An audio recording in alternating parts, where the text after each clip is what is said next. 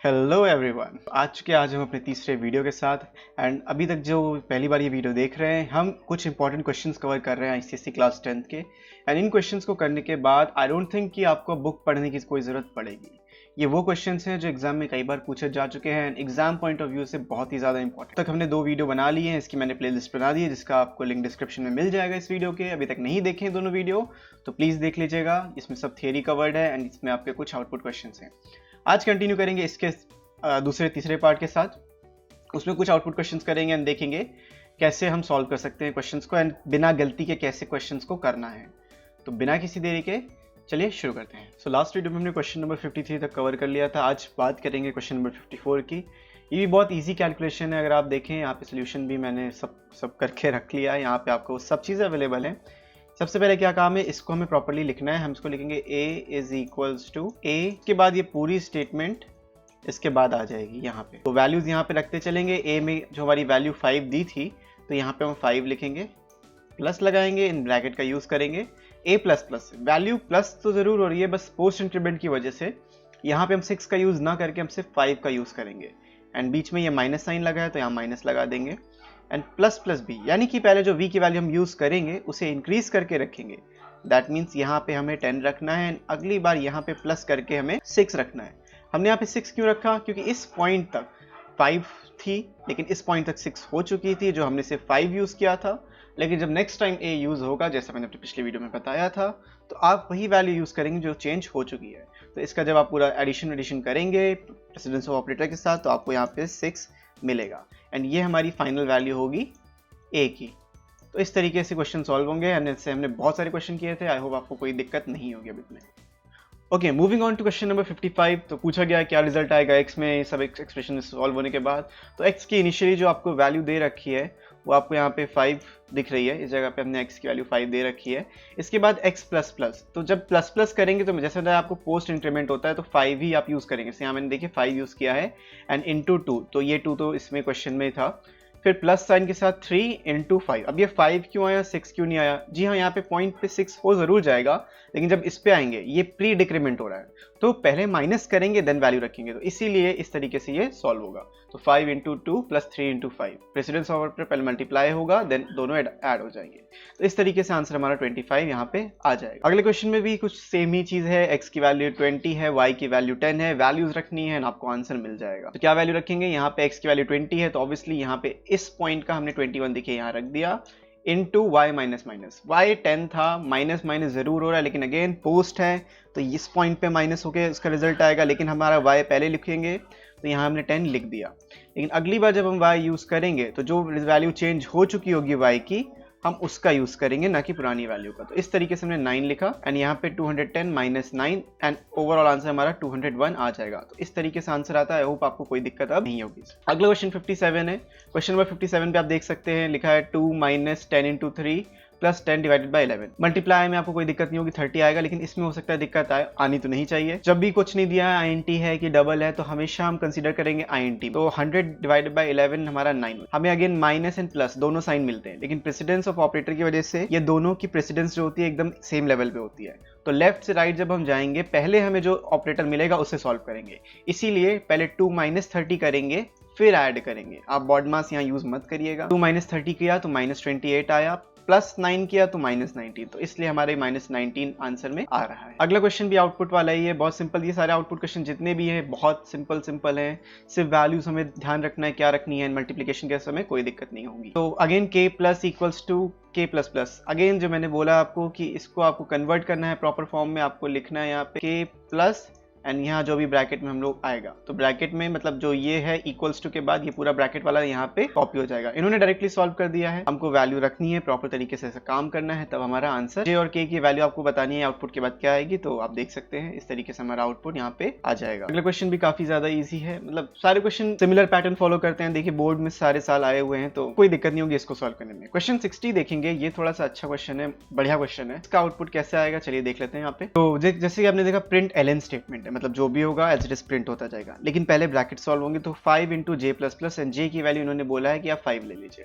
तो जे की वैल्यू 5 है, तो हम यहाँ लिखेंगे 5 इंटू 5 मॉड। ये वाला जो पॉइंट है आई होप आपको समझ में आ रहा होगा कि हमने 5 क्यों लिखा, क्योंकि जे प्लस प्लस हो रहा है। अगेन जो बात की थी पोस्ट डिक्रीमेंट वाली, वैल्यू यहाँ पे 5 होगी, यहाँ पॉइंट पे 6 हो जाए, क्योंकि ये सेम एक्सप्रेशन है। तो अगली बार जब आप जे का यूज करेंगे यहाँ पे पॉइंट तक जो वैल्यू रही होगी वो 6 होगी, ना कि 5, क्योंकि यहाँ पे 6 हो चुकी थी, तो यहाँ पे 6 अगेन यहाँ पे 7 बन जाएगी। इसीलिए इन्होंने दिया है कि ये 5 इंटू 5 हमारा 25 होता है, एंड 5 इंटू 7 हमारा 35 होता है। एंड हमें मॉडुलस यूज करना है। मॉडुलस आपको पता है क्या करता है, रिमाइंडर बताता है। तो जब आप इसको करेंगे सॉल्व, तो यहाँ पे रिमाइंडर आपका 1 आ जाएगा एंड 5 हमारा आ जाएगा। तो फाइनल आउटपुट अगर आपको लिखना होगा तो आप ऐसे लिख सकते हैं 1 एंड 5, एंड बीच में स्पेस देना लिएगा, क्योंकि टैब जो लगा है ये एस्केप सीक्वेंस होता है। जो एक टैब जितनी स्पेस देता है, जो कीबोर्ड में टैब होता है उतनी स्पेस ये प्रोवाइड करता है। तो ये होता है हमारा टैब की का फंक्शन या टी का फंक्शन। अगली क्वेश्चन की ओर बढ़ते हैं। ये भी सिंपल है, हमें INT का यूज करना है इसमें, तो आपके ऊपर है, आप कर सकते हो। यहाँ पे वैल्यू भी लिख सकते हैं। तो इन्होंने पता नहीं क्या किया है, इसको मत देखिएगा। ये हो जाएगा आपका 6 इंटू माइनस माइनस भी है, यानी कि वैल्यू चेंज होकर यहाँ पे 5 हो जाएगी, प्लस 5 ऐड हो जाएगा। इसीलिए पहले 6 इंटू 5 30 एंड प्लस 5 35। आउटपुट सही है, 35 आउटपुट इसका आएगा। तो सेम टाइप के क्वेश्चन से आई होप कोई दिक्कत नहीं है। क्वेश्चन नंबर 62 आप देखेंगे, बहुत ज्यादा इंटरेस्टिंग क्वेश्चन है, क्योंकि इसका आंसर लिखा है can not assign a value to final variable num. Value assign नहीं होगी, ये बात सच है। यहाँ पे कोई भी चीज आप कर लो, कुछ भी कर लो, लेकिन इसका आउटपुट हमेशा 5 आएगा। कोई नई वैल्यू असाइन नहीं होगी। क्यों नहीं होगी? क्योंकि ये जो फाइनल लिखा है इसको इसने कांस्टेंट वैल्यू बना दी है। कहीं भी हम मल्टीप्लाई कर ले, 1000 से कर ले, 1 लाख से कर ले, ये जो फाइनल है चेंज नहीं होगा। हमारा आउटपुट हमेशा 5 ही मिलेगा। Can not assign the value to the final variable num. Final variable है इसलिए उसकी वैल्यू चेंज नहीं होगी। तो एक अच्छा कंसेप्चुअल क्वेश्चन था। जब भी आप फाइनल देखेंगे यानी आउटपुट में वही आप आंसर लिख देंगे जो ऊपर दिया था। ये सिर्फ थोड़ा परेशान करने के लिए था बच्चों को। अगले क्वेश्चन की ओर बढ़ते हैं। क्वेश्चन नंबर 63, हमारा 10वां क्वेश्चन आज का। What will be the output of n after execution of the following statement? n individual है, पार्ट ए पार्ट बी दोनों साथ में नहीं है, एक प्रोग्राम के नहीं है, ऐसा आप मान सकते हैं। अगेन इन्होंने देखिए वही सॉल्व किया है। n इज इक्वल्स टू, हमें क्या करना था, n is equals to n plus y की वैल्यू हमारी जो भी हो, पहले हम लिख लेते हैं n plus y minus minus and जो भी ब्रैकेट वाला है, मतलब जो भी इक्वल टू के बाद है वो ब्रैकेट में हम यहाँ पे नोट डाउन कर लेंगे। तो जब वैल्यू लिखेंगे n की वैल्यू तो 0 है, कोई फर्क पड़ेगा नहीं हमें। n की वैल्यू हमारी 0, कोई फर्क पड़ेगा नहीं। y की वैल्यू माइनस जरूर होगी लेकिन इस पॉइंट पे नहीं होगी, यहाँ 5 ही रहेगी एंड माइनस साइन के साथ यहाँ 3 लग जाएगी। तो इसीलिए जो पहला क्वेश्चन का आंसर आएगा वो 2 आएगा। अगला क्वेश्चन आप जब देखेंगे n is equals to y plus plus plus minus minus y। Again कोई भी प्लस का साइन नहीं है और ज्यादा आसान हो गया। यहाँ y प्लस प्लस जब आप करेंगे तो यहाँ पे आप 5 लिखेंगे, प्लस साइन लगाएंगे बीच में, लेकिन इस पॉइंट तक 6 हो चुका होगा। प्लस साइन लगाने के बाद ये हो गया आपका प्री डिक्रीमेंट, हो तो गया था 6 लेकिन यहाँ माइनस होकर फिर से 5 हो जाएगा। इसलिए हमारा जो फाइनल आंसर आएगा 10 आएगा। तो ऐसे जितने क्वेश्चन आप प्रैक्टिस करेंगे उतना आपका इस पे ग्रास्प कंसेप्ट पे बनेगा। बिना किसी प्रॉब्लम के आप क्वेश्चंस कर पाएंगे। आई होप आपको समझ में आ रहा है। बहुत इजी क्वेश्चंस हैं एंड नहीं आ रहा है तो बताइएगा। अगला क्वेश्चन भी बहुत इंटरेस्टिंग क्वेश्चन है, क्योंकि प्रिंट एलन स्टेटमेंट, हमें जो भी प्रिंट एलन स्टेटमेंट होगा उसके अकॉर्डिंग प्रिंट देना है। ऑब्वियसली जो डी में वैल्यू आएगी नम इंटू नम आएगी। 25 आप कहेंगे, बिल्कुल 25 आएगी। यहाँ पे 5 इंटू 5 25 होता है, लेकिन इस डबल की वजह से ये 25.0 हो जाएगी। 25.0 हो जाएगी तो आप समझ सकते हैं इजी है यार। आपको लिखना है आंसर किस फॉर्म में लिखना है, आंसर लिखना है नम प्लस डी। अब यहाँ पे कोई ब्रैकेट नहीं लगा, ब्रैकेट लगा होता तो हमारी वैल्यूज अपने आप ऐड हो जाती, लेकिन नहीं लगा है। तो नम की वैल्यू है 5 और इसकी वैल्यू है 25.0। इसीलिए जो आपको आंसर दिख रहा है ये एकदम सही आंसर है। तो कंफ्यूज मत होइएगा, गलत लिख दिया है, 25 आ रहा है 525 लिख दिया। नहीं, क्वेश्चन आंसर जो लिखा है उन्होंने एकदम सही लिखा है, कोई दिक्कत वाली बात नहीं है। अगला आउटपुट क्वेश्चन भी हमारा है, क्या है, what will be the output of the following programme. Again double में। अब जब भी डबल में आएगा तो इंटरेस्टिंगली आंसर में डबल में ही लिखना है, लेकिन जो इवैल्यूएशन हो रहा है राइट साइड वो इंटीजर में ही हो रहा है। इंटीजर वैल्यूज हैं तो इंटीजर में ही इवैल्यूएशन होगा। क्या वैल्यू देख सकते हैं क्या लिखी है, हमने लिखना है 5 प्लस 2 डिवाइडेड बाय 3। मैं लिख ले रहा हूँ, मैं लिख किस ले रहा हूँ ताकि आपको समझ में आए, इनटू 6। कुछ इस तरीके से हमें ये स्निपेट दिया हुआ है। तो डिवीजन एंड इनटू का ये जो प्रेसिडेंस होता है एकदम आइडेंटिकल हो। पहले के सॉल्व कौन सा होगा, जो लेफ्ट टू राइट में पहले आ रहा है, ये डिवीजन ऑपरेटर। 2 को जब आप 3 से डिवाइड करेंगे तो आपको मिलेगा बड़ा सा 0। 0 क्यों मिलेगा, क्योंकि डिवाइड करने पे आपको 0.66 मिलता है। आपको 0.66 नहीं लिखना है, सिर्फ 0 लिखना है, क्योंकि इंटीजर वैल्यूज इवैल्यूएट कर रहे हैं। और यहाँ पे इस तरीके से हो रहा है। अगेन 0 को मल्टीप्लाई करेंगे पहले 6 से, तो 5 प्लस 0 हमारा आंसर 5 आ जाएगा। 5 तो आएगा, लेकिन क्योंकि लेफ्ट साइड में हमारा डबल लगा हुआ है इसीलिए आउटपुट हमें जो लिखना होगा वो 5.0 लिखना पड़ेगा।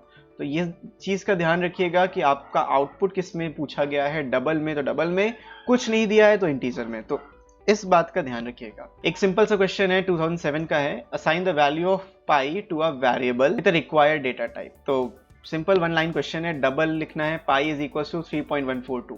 वैल्यू भी उन्होंने दी है, आपको रट के नहीं जानी पाई की वैल्यू, ऑल्दो आपको याद होनी चाहिए, बट स्टिल दिया है उन्होंने तो अच्छी बात है। 3.142 आप लिख देंगे एंड इसको वेरिएबल पाई में स्टोर कर देंगे, इसका डेटा टाइप डबल होगा एंड इसी के आपको मार्क्स थे। सोचिए 2 नंबर का कितना सिंपल क्वेश्चन आता है। तो इस तरीके के क्वेश्चन करके क्या आप 100 नहीं ला सकते?